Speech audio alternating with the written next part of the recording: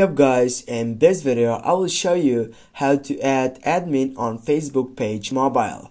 Firstly, you need to get up to your profile page on your Facebook and by clicking on the three dots icon on your right upper side.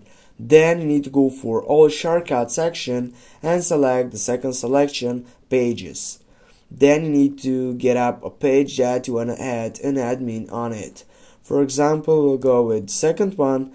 And now you need to go on your search box on your right upper side and you need to go for the fifth selection, page roles. Click on page roles and here you need to go for add person to page.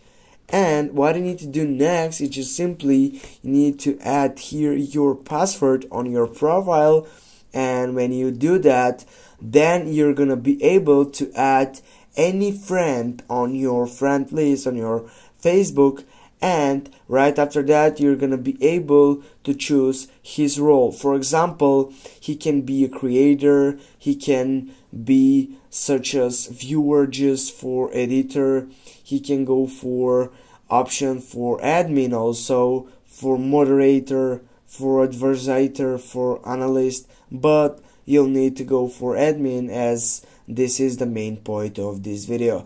Thanks guys for watching. Don't forget to hit that like and share the video. See you soon guys.